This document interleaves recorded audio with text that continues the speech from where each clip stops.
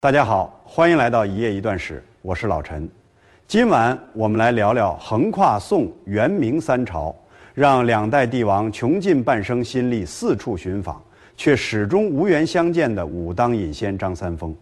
世人千百年来反复追问同一个谜题：这位传说中创出太极拳、坐镇武当一脉的修道宗师，到底真实活了多少年岁？200余岁，跨越多代的记载。究竟是史书文字在代代传抄中产生的偏差，还是道家修行真能打破凡人寿命的桎梏？武侠小说里登峰造极、无招胜有招的武圣形象深入人心，民间口耳相传里踏云灌鹤、顿悟武道的先者故事代代不息。明代皇家档案里又留存着帝王执着寻访、求道求长生的真实痕迹，多重形象缠绕，多重史料交织，让张三丰成为华夏历史里最朦胧、最温柔、最耐人回味的传奇人物。现在请你放下手中所有繁杂琐事，寻一个柔软放松的姿势躺好，轻轻闭上双眼，放缓一呼一吸的节奏，跟着舒缓绵长的语调，一步步走进云雾终年不散的武当太和山，慢慢拆解藏在传说背后属于凡人张三丰的一生，也一同读懂藏在他故事深处独属于中国人的道家浪漫与生命哲思。提起张三丰，不同的人脑海里会浮现出完全截然不同的模样，每一种形象都承载着不同时代人们心底的向往与期盼。在金庸先生笔下的武侠世界里，《倚天屠龙记》中的张三丰是世间武学的顶峰，满头如雪，白发随意束在脑后，一身粗布道袍洗得干净柔软，身形清瘦却脊背挺拔，哪怕已是100岁高龄，目光依旧澄澈如山间寒潭，内里藏着包容天地的辽阔气度。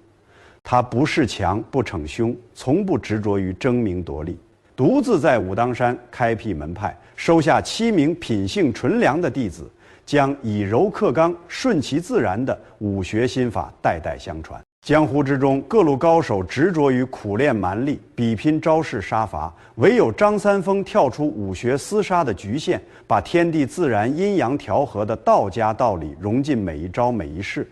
举手投足之间没有凌厉杀气，只有温润包容的大道气韵，是无数读者心中无欲无求、心境圆满的武道圣人。这份文学塑造的形象流传100年，深深扎根在几代人的记忆之中。在明代官方留存的宫廷记载里，张三丰是全天下最神秘难寻的隐士修道者。从洪武年间明太祖朱元璋听闻他的传说，派遣使者前往武当寻访开始，到永乐一朝明成祖朱棣执政的10数年间，皇家的寻访行动从未真正停下。朝廷派出一批又一批使臣，踏遍湖广群山，穿蜀深林，陕南幽谷，走遍全国所有相传有道士隐居的山野，只为寻得张三丰的踪迹。帝王心中藏着2层深切期盼：其一，希望得到这位得道高人的认可，以此稳固自身朝堂统治的正统名分；其二，则是渴望求得延年益寿、超脱生死的修行秘法，挣脱人人都逃不开的衰老与死亡。可无论朝廷付出多少人力财力，写下多少恳切求见的书信，张三丰始终隐匿在深山云雾之间，不肯踏入繁华都城半步，不肯沾染半分皇权带来的荣华枷锁。在皇家的文字记录里，他是游离于朝堂秩序之外，连九五之尊都无法驱使的世外高人。在寻常百姓代代口传的民间故事之中，张三丰是真正挣脱凡俗肉身限制的仙人。传说他某日静坐山间，偶遇仙鹤与长蛇缠斗，仙鹤展翅俯冲，利爪直扑蛇身，长蛇却不正面硬扛，只是舒展柔软身躯，顺着仙鹤攻击的力道不断躲闪。迂回以柔韧化解全部刚猛攻势，短短一场鸟兽争斗，便让他顿悟天地间柔能克刚的终极道理。他常年隐居太和山深处，日日与流云、青松溪流为伴，不食人间厚重烟火，依靠山间清泉、野菜野果维持肉身。岁月仿佛无法在他身上留下痕迹。南宋末年，有人见过他独坐山洞打坐；元朝即是有人偶遇他缓步游方；明朝永乐年间，依旧有樵夫称在深山崖边望见他观星悟道。跨越3个完整朝代的生命轨迹，让普通百姓坚信他早已修得大道，跳出生死轮回，是能够自由穿梭岁月的活神仙。而散落在各地的明清地方志、道教内部传承典籍、署名张三丰的传世诗文，又为我们勾勒出褪去神话滤镜后属于普通人的张三丰。这里没有飞天遁地的神通，没有一出手震慑万千江湖高手的绝世武功，只有一名常年扎根武当山林，日复一日静心打坐、观山悟道、粗茶淡饭、安稳度日的修道人。多重形象层层叠加，彼此交融，才造就了几百年来无人能完整说清全貌的张三丰。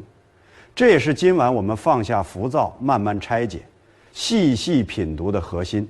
想要真正读懂张三丰能够流传百世、经久不衰的传说，我们必须先走进他降生、成长、踏上修行之路的时代，沉入宋末元初那段浸透慌乱、苦难与绝望的乱世光景，体会当年中原大地之上每一个普通人心底无处安放的惶恐与无助。彼时北方蒙古铁骑一路南下，踏碎大宋边境防线，横扫中原南北广袤疆土，曾经文风鼎盛、市井繁华的大宋王朝，一步步走向覆灭的终点。江南都城临安之内，再也不见往日茶楼酒肆、诗词唱和的闲适光景，街巷之间随处可见流离失所，衣衫褴褛的流民，战火烧毁农田村落。无数百姓失去赖以生存的家园，亲人离散，骨肉分离，成为世间常态。朝堂之上，文官武将束手无策，难以抵挡外族铁骑的进攻。沙场之中，无数将士以血肉之躯阻拦敌军，却依旧挡不住国土不断沦陷的颓势。身处那样的时代，所有人心底都萦绕着一层挥之不去的恐惧。大家真切感受到，延续数百年的中原文脉、安稳平和的农耕文明，正在战火之中被一点点蚕食摧毁。现实世界里到处都是难以消解的苦难，普通人找不到一处可以安稳落脚、安心度日的地方，无边的痛苦。未知的明天压得每一个人的心神持续紧绷，所有人都在拼命寻找一处能够安放灵魂、抚平痛苦的精神退路。一部分心怀家国热血的少年书生放下笔墨书卷，奔赴前线沙场，甘愿以自身血肉守护故土山河，穷尽一生践行忠义之道。一部分看淡世事浮沉的文人墨客，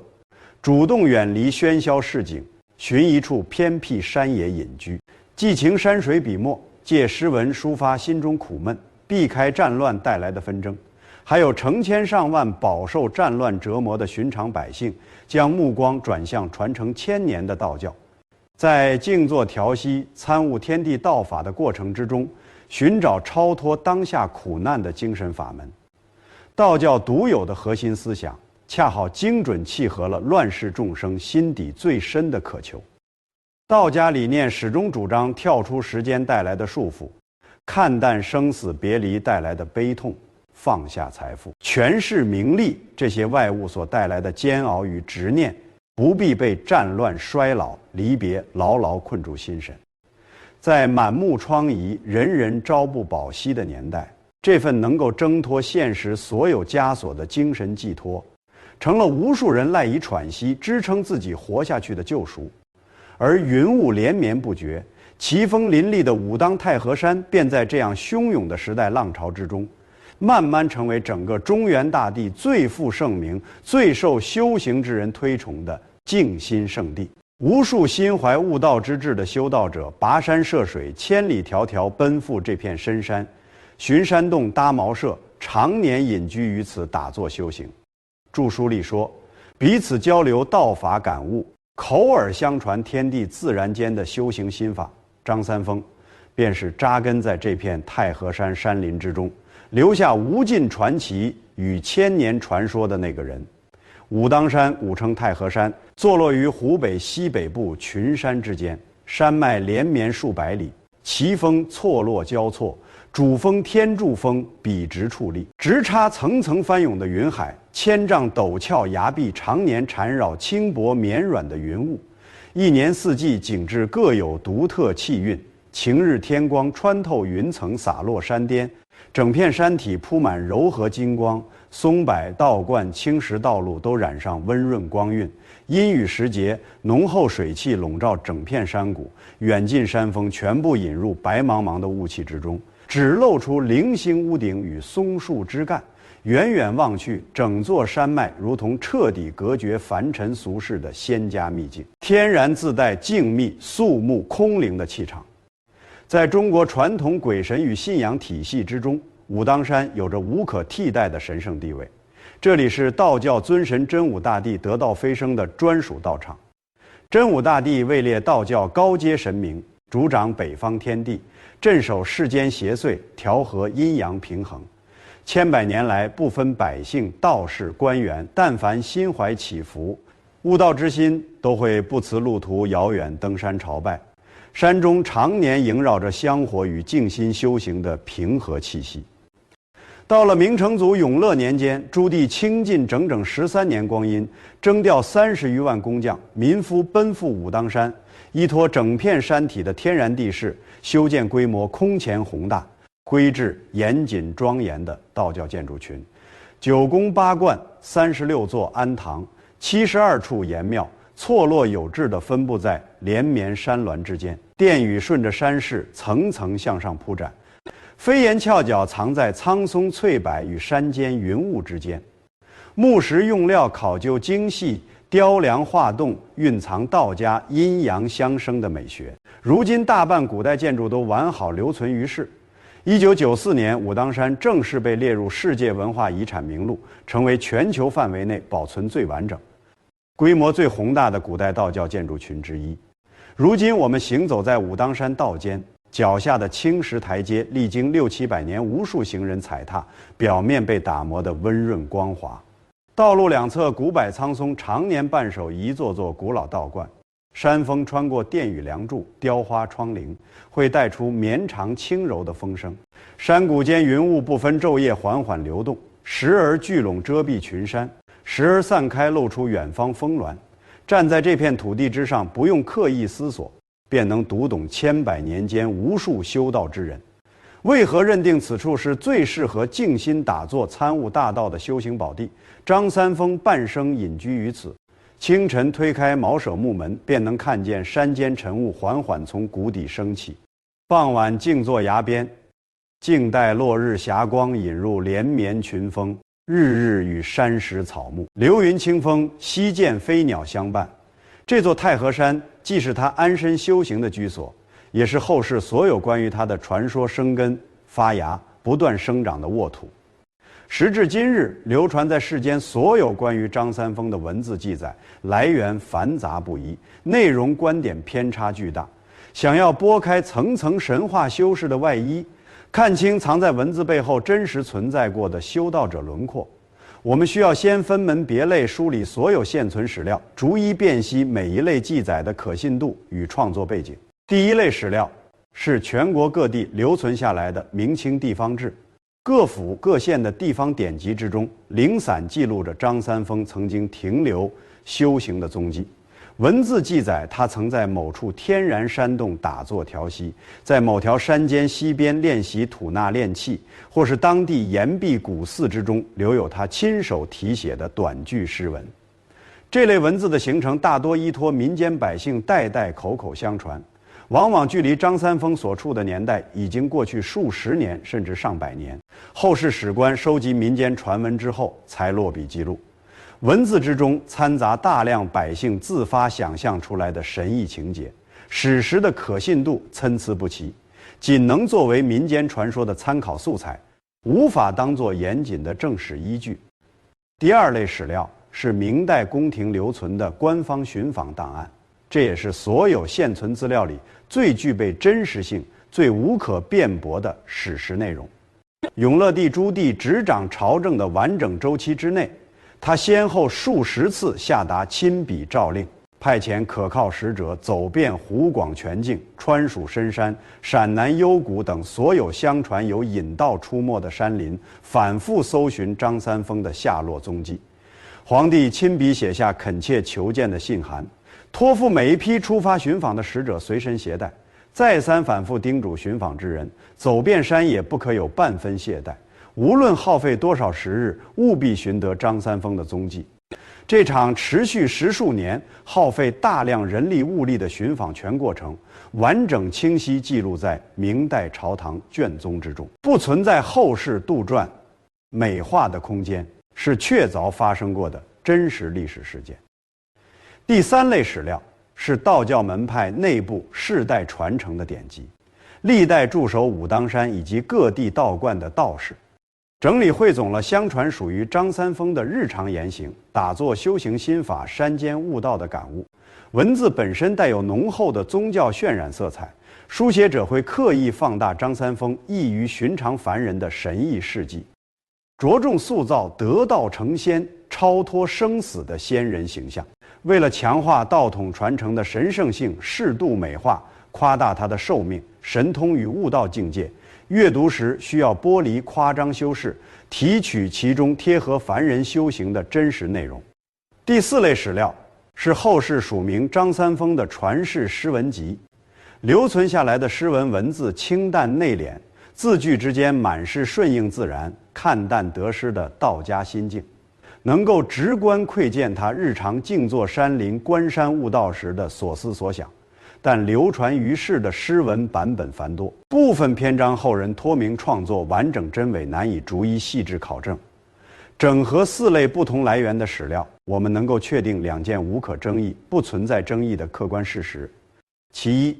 历史上确有张三丰这名修道之人真实存在，长期稳定在武当山一带活动，具备基础的武学修为，一生潜心静坐悟道，不曾踏入朝堂谋求功名。其二，不同典籍记录的张三丰生卒年份差距悬殊，部分地方志称他生于1247年，也就是南宋末年；部分道教典籍记载他1279年，元朝初年方才降生。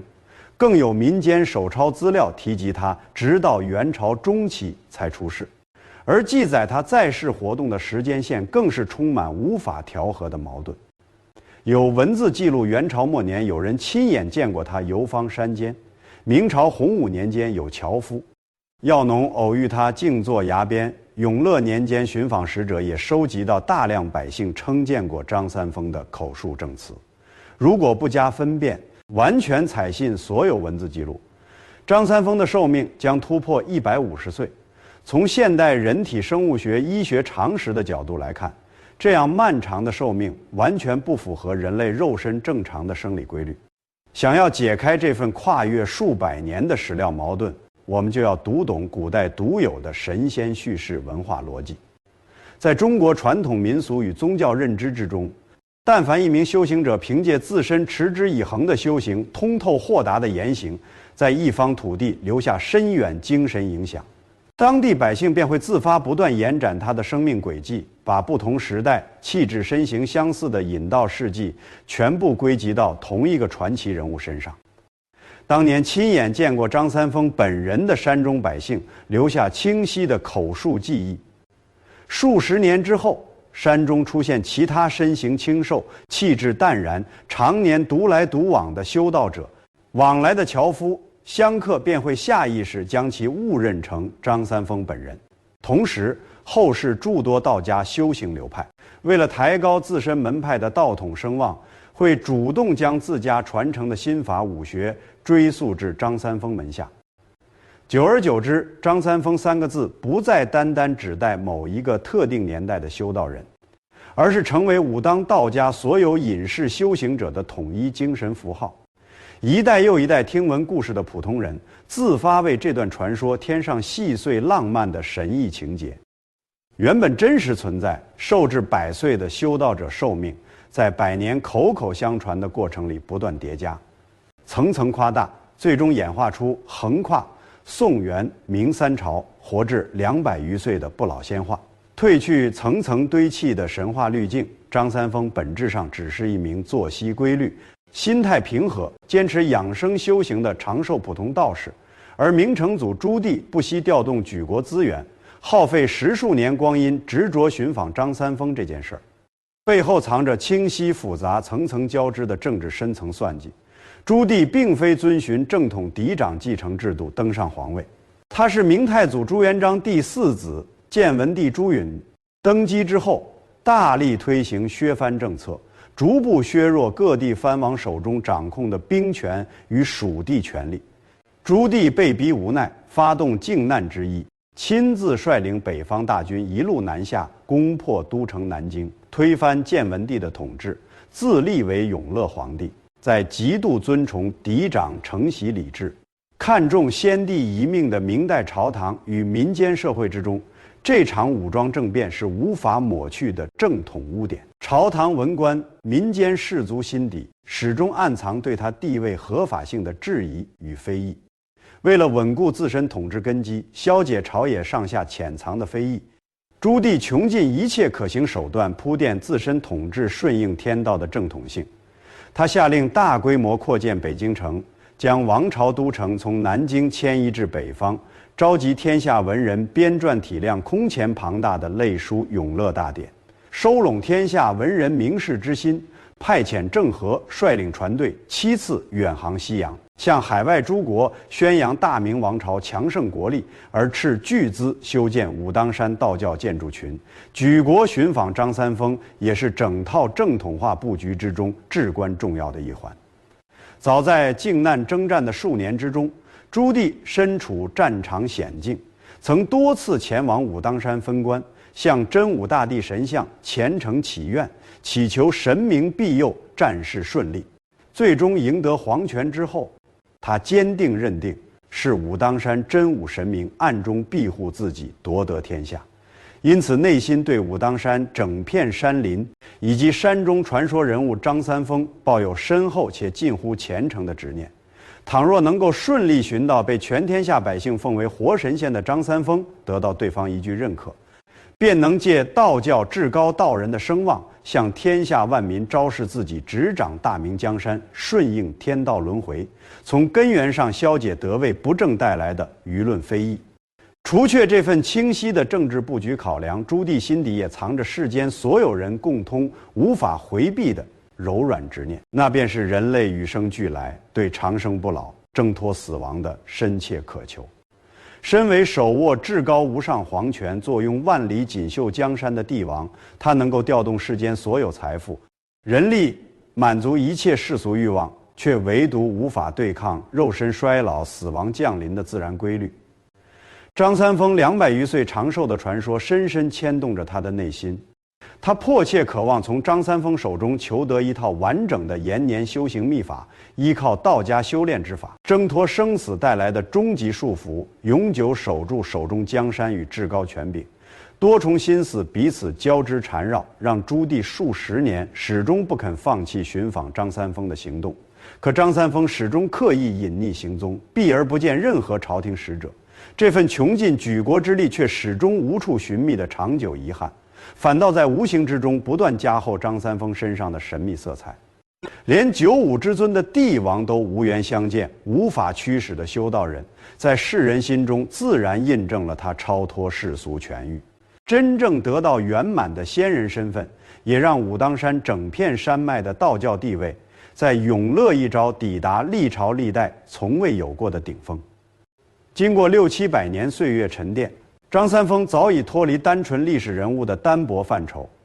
彻底化作刻在中华文脉深处、深入人心的4大精神象征。每一层象征都对应着中国人心底不同的精神向往。第一层象征是凡人穷尽一生渴求长生、挣脱生死桎梏的美好寄托。古代社会医疗条件简陋，百姓常年饱受战乱、饥荒、病痛折磨。普通人平均寿命十分短暂，能够安稳活到100岁，已是世间极其罕见、令人惊叹的幸事。而传说之中，张三丰跨越200年漫长岁月，不受衰老、病痛束缚，完美代表着人类想要彻底摆脱衰老、死亡限制的终极向往。古往今来，无数心生疲惫、畏惧岁月流逝的普通人，都会效仿张三丰的打坐、吐纳修行方式，期盼依靠静心道法调养身心，延长自身寿命。这份朴素又真切的长寿期盼，是张三丰的故事能够跨越世代、持续流传的核心根基。第二层象征是道家修行大道圆满、凡人与天道相融的精神标杆。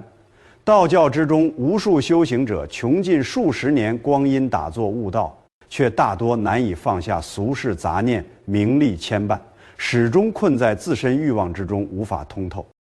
张三丰主动舍弃世间所有功名利禄，独自隐居深山数十年，静心悟道，一言一行、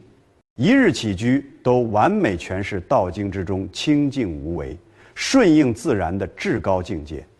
它的真实存在，向后世无数修道之人证明，平凡普通人只要持之以恒静心修行，便能抵达内心通透与天地相融的圆满心境，是千百年来所有道门弟子心中不可或缺的精神支撑与前行标杆。第三层象征是中华内家武学以柔克刚、4两拨千斤的核心精神载体。传统中华武术清晰分为内外两家，外家功夫依托肉身爆发力、招式速度、硬桥硬马的对抗取胜，流传1000年的少林武学便是外家功夫典型代表。内家武学则完全拥有截然不同的核心理念，不推崇蛮力对抗，侧重调养体内气息，讲究以静制动，以柔和力量化解刚猛攻势。如今家喻户晓的太极拳、八卦掌、形意拳，全部归属于内家武学体系。相传张三丰某日静坐山间崖边，亲眼看见仙鹤与长蛇相互缠斗，仙鹤展翅俯冲，利爪带着刚猛力道直扑蛇身，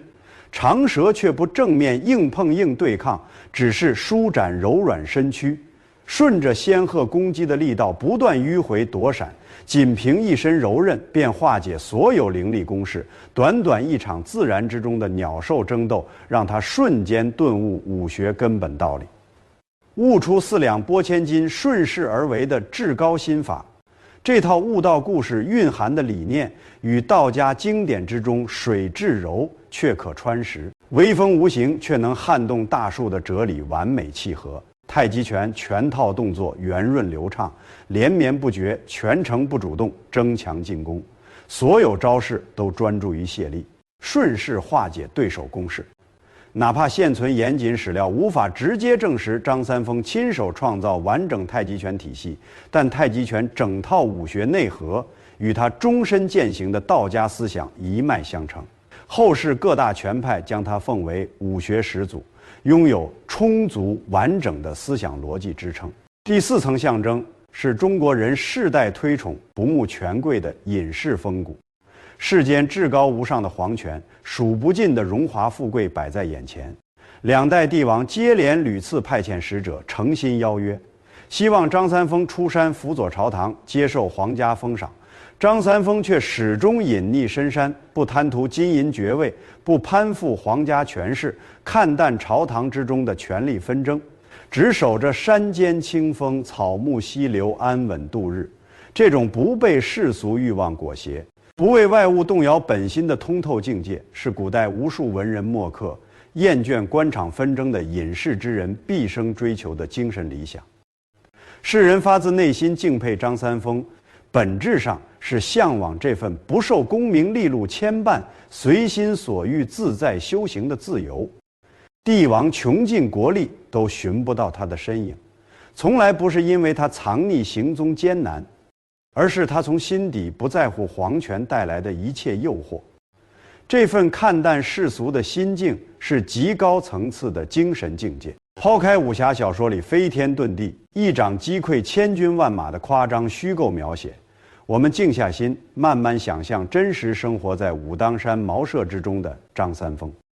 他没有通天彻地的神奇法宝，没有万千弟子簇拥追随的盛大排场，只是一名日复一日坚守修行作息规律的寻常道士。天色微微泛白，山间晨雾还未从谷底散尽，微凉山风裹挟草木气息吹过茅舍，他便起身推开木门，走到门前平整宽阔的青石平台之上，缓慢舒展四肢筋骨，调整绵长均匀的呼吸吐纳，一点点调和体内流转的气息，整套动作舒缓柔和，不追求速度与力量，只追求身心与山间自然融为一体。晨间练气结束之后，他移步崖边安放的蒲团之上，闭目静心打坐，耳边只留山间溪流叮咚声响，飞鸟清鸣，任由脑海之中纷乱杂念缓缓消散，直至内心彻底归于空明宁静。白日里，他会缓步穿梭整片山林，行走在崎岖山道之间，细致观察草木四季枯荣变化，看春日新芽抽枝，夏日浓荫蔽日，秋叶随风飘落，冬日白雪覆枝，看山间风云昼夜流转，鸟兽自在作息，从自然万物的生长轮回之中，一点点参悟天地大道蕴藏的规律。三餐饮食极其清淡简朴，山间自行采摘的野菜，石磨碾出的粗米，崖间渗出的清甜山泉，便是一日全部吃食。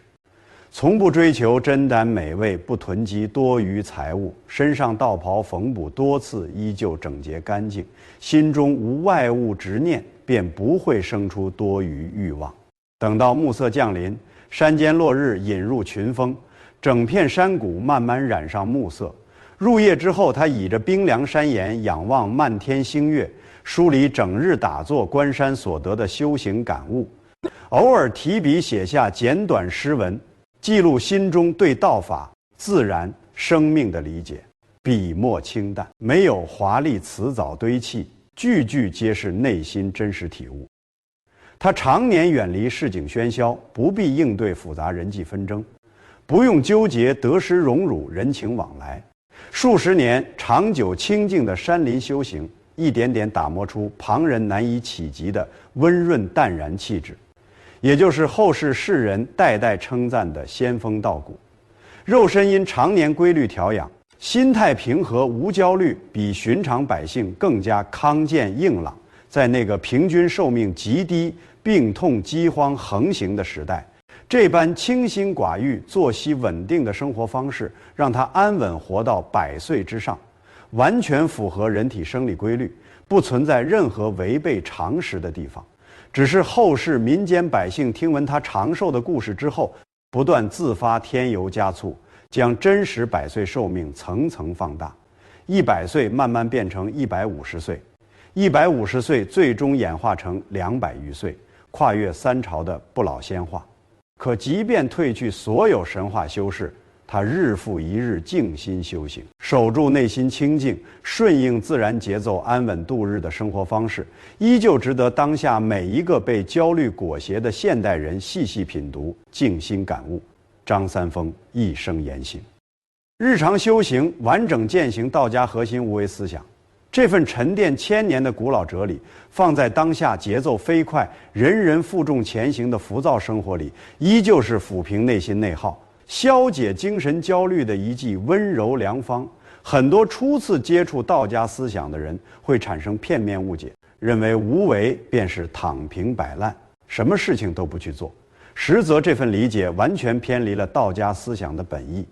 无为真正的内核是不去刻意违背事物本身的自然规律，不强行强求不属于自己的结果，顺着自身本心，顺着天地自然的节奏稳步行事，不必过度执着于得失成败、功利结果。我们可以借助身边随处可见的寻常景物，读懂这份通透简单的道理。山间生长的树木从来不会强迫自己快速拔高、早日成才，只要拥有充足阳光、雨露、土壤，便顺着自身本性慢慢抽枝长叶，春日抽芽，夏日繁茂。秋日落叶，冬日休养生息，严格遵从四季时序轮回，从不焦虑催促自己达成某种目标。山间奔腾的长河不会刻意强行改变自身流淌的方向，顺着地势高低缓缓向前，途中遇到巨石阻挡便迂回绕行，穿过谷地，绕过山崖，不受沿途阻碍影响，终会一路汇入江海。不抗拒途中所有坎坷，只顺势流转前行。人活在世间亦是相同道理，不必逼迫自己追赶身边所有人的前进脚步，不必执着于一定要达成外界划定的各类标准。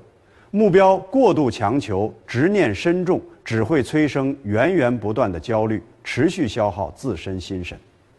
张三丰便是最好的践行范本。帝王数次邀约他入仕辅政，享受皇家荣华，他不愿勉强自己迎合朝堂规则，便安心隐居深山，不抗拒独处清苦修行悟道之时。他从不急于求成，不奢求一朝一夕便修得圆满大道，每日稳步打坐练气，慢慢沉淀自身心境，坦然接纳岁月流逝，不畏惧衰老到来。反观我们当下所处的现代时代，每个人终日被各式各样的压力层层包裹，工作业绩指标、生活琐碎难题、家人旁人的期待彼此叠加，所有人被迫追赶快节奏生活，内心长期紧绷，时常陷入无意义的自我内耗。而张三丰终身坚守的顺其自然、清静无为，恰好是消解现代精神疲惫最珍贵的解药。无为从来不是放弃努力，而是认真做好眼前分内之事，却不执着于最终的得失结果，接纳自身独有的成长节奏，接纳生活之中无法避免的遗憾与平凡，放下无谓的攀比，过度的欲望与执念，不必向外疯狂追逐功名利禄，转而向内安顿自身心神。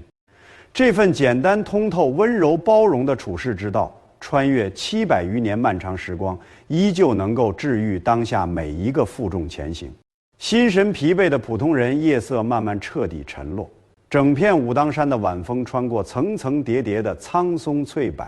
带着山间草木泥土清泉独有的清淡香气，缓缓漫过陡峭山崖。我们再回头重新思索那个流传数百年、始终没有标准答案的谜题：张三丰究竟真实活了多少岁？历朝历代无数史官、文人、道门修士，穷尽半生翻阅海量古籍典籍，走遍全国山川，寻访民间传闻，始终没能整理出统一、确切、无争议的生卒年份记录。有人笃定史料记载属实，坚信他寿高200有余；有人结合医学史料逻辑合理推断，认为他安稳活过120岁便已是极限。也有史学研究者提出全新观点，认为各类跨朝代的长寿记载是后世百姓将数位同名、气质相近的修道者事迹混淆叠加，真实的张三丰仅仅活到90余岁便安然离世。可时至今日，这些冰冷的数字本身早已失去原本的重量。真正拥有跨越世代长久生命力的，从来不是某一个固定的生卒年岁，而是张三丰留在世间无法磨灭的精神痕迹。他一生不慕皇权富贵，甘愿守着深山数十年，静心修行，从鸟兽争斗之中悟透柔能克刚的天地道理，用完整一生践行顺应自然、清净无为的大道。这份不被世俗欲望裹挟的超然心境，这份数十年如一日沉淀内心的长久坚持，跨越700年岁月，依旧能够打动每一个听闻故事的普通人。这才是真正意义上不受岁月损耗的长生。此刻周遭环境彻底安静下来，耳边只剩下均匀平缓的呼吸声，不妨彻底放松紧绷的肩颈，轻轻合上双眼，在脑海之中慢慢勾勒云雾缭绕的武当山图景。白发垂肩的老道缓步走在温润青石山道之上，抬眼望向山间一轮柔和明月，嘴角扬起温和淡然的浅浅笑意。关于张三丰的传说，至今依旧留存无数待考证、待探讨的细节。读到这里，你心中更偏向哪一种解读？你认为200余岁的长寿传说仅仅是古代百姓寄托美好期许的浪漫想象，还是历史之中藏着尚未被后人发掘、解读的隐秘史料真相？欢迎在评论区留下你的思考与观点，点击订阅本频道，每晚同一时段准时收听治愈安神的深夜古今传奇故事，和更多同好一同品读历史，感悟道家温柔哲思，夜深人静。愿武当山间绵长轻柔的清风伴你安然入眠，晚安好梦。